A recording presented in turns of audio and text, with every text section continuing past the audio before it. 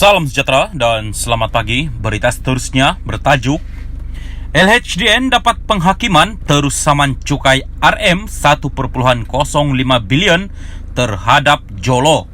Berita penuh, Mahkamah Tinggi Kuala Pinang membenarkan permohonan Lembaga Hasil Dalam Negeri LHDN untuk penghakiman terus bagi mendapatkan kembali RM 1,05 bilion tunggakan cukai daripada ahli perniagaan dalam buruan Lotek Jo atau Jolo.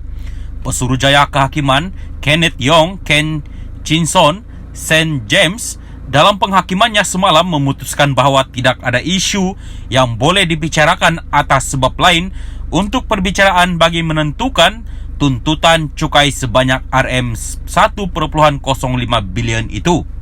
Oleh itu, saya membenarkan permohonan LHDN untuk penghakiman sebanyak RM 1,05 bilion dengan faedah pada 5% setahun dari tarikh penghakiman ini 17 Oktober hingga tarikh realisasi penuh, kata St. James yang memerintahkan Jolo membayar kos RM 15,000.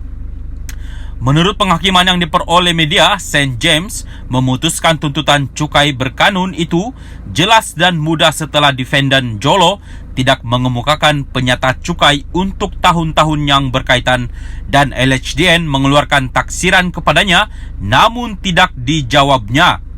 Beliau tidak mencabar taksiran itu dan gagal membayar jumlah cukai yang ditaksir, kata Pesuruhjaya Kehakiman itu. St. James berkata, pembelaan Jolo bahawa beliau tidak mempunyai akaun bank di Malaysia sepanjang tahun taksiran 2013 dan 2014 serta tidak menjalankan sebarang perniagaan di Malaysia dalam tempoh 2 tahun itu bukan alasan untuk beliau diwajibkan membayar cukai. Pada fikiran saya, defendant tidak perlu mempunyai akaun bank di Malaysia untuk diwajibkan membayar cukai. Dalam erti kata lain, tidak mempunyai akaun bank di Malaysia bukanlah pembelaan terhadap tuntutan cukai. Begitu juga Jolo tidak perlu menjalankan perniagaan di Malaysia untuk diwajibkan membayar cukai.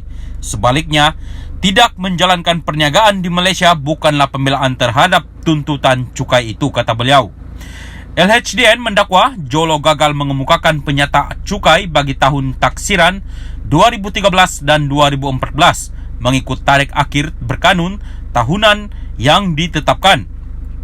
Penyata cukai perlu dikemukakan tidak lewat daripada 30 April dalam tahun selepas tahun taksiran.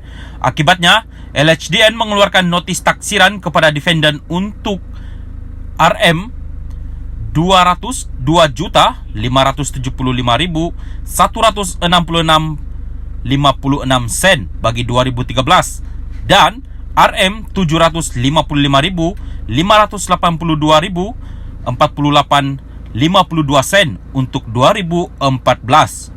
Bagaimanapun, Jolo tidak membayar cukai yang ditaksir dalam tempoh 30 hari yang ditetapkan.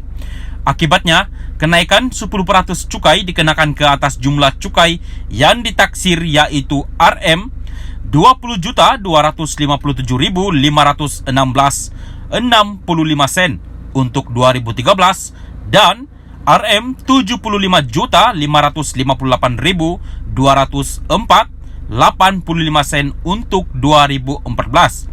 Jumlah cukai yang perlu dibayar untuk 2013 dan 2014 ialah RM 1 bilion 53.972.936.58 sen. Salam sejahtera dan selamat pagi. Berita seterusnya bertajuk LHDN dapat penghakiman terus saman cukai RM 1,05 bilion terhadap Jolo. Berita penuh, Mahkamah Tinggi Kuala Pinang membenarkan permohonan Lembaga Hasil Dalam Negeri LHDN untuk penghakiman terus bagi mendapatkan kembali RM 1,05 bilion tunggakan cukai daripada ahli perniagaan dalam buruan Lotek Jo atau Jolo. Pesuruhjaya Kehakiman Kenneth Yong Ken Chinson St. James dalam penghakimannya semalam memutuskan bahawa tidak ada isu yang boleh dibicarakan atas sebab lain untuk perbicaraan bagi menentukan tuntutan cukai sebanyak RM 1,05 bilion itu. Oleh itu, yang saya membenarkan permohonan LHDN untuk penghakiman sebanyak RM1.05 bilion dengan faedah pada 5% setahun dari tarikh penghakiman ini 17 Oktober hingga tarikh realisasi penuh, kata St. James yang memerintahkan Jolo membayar kos RM15,000.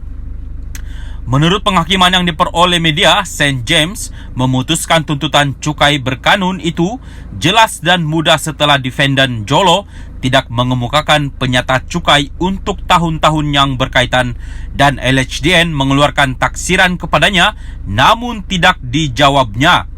Beliau tidak mencabar taksiran itu dan gagal membayar jumlah cukai yang ditaksir, kata Pesuruhjaya Kehakiman itu.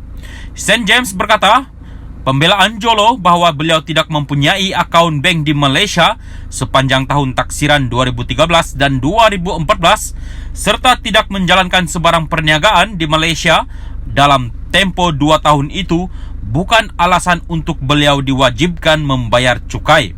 Pada fikiran saya, defendant tidak perlu mempunyai akaun bank di Malaysia untuk diwajibkan membayar cukai. Dalam erti kata lain, tidak mempunyai akaun bank di Malaysia bukanlah pembelaan terhadap tuntutan cukai.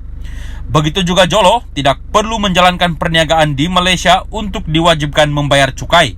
Sebaliknya, tidak menjalankan perniagaan di Malaysia bukanlah pembelaan terhadap tuntutan cukai itu, kata beliau. LHDN mendakwa Jolo gagal mengemukakan penyata cukai bagi tahun taksiran 2013 dan 2014 mengikut tarikh akhir berkanun tahunan yang ditetapkan. Penyata cukai perlu dikemukakan tidak lewat daripada 30 April dalam tahun selepas tahun taksiran. Akibatnya, LHDN mengeluarkan notis taksiran kepada defendant untuk RM 202,575,166.56 sen bagi 2013 dan RM 755,582,48,52 sen untuk 2014. Bagaimanapun, Jolo tidak membayar cukai yang ditaksir dalam tempoh 30 hari yang ditetapkan. Akibatnya, kenaikan 10% cukai dikenakan ke atas jumlah cukai yang ditaksir yaitu RM 20.257.516.65 sen untuk 2013 dan RM 75.558.204.85 sen untuk 2014. Jumlah cukai yang perlu dibayar untuk 2013 dan 2014 ialah RM 1.053.972.936.58 sen.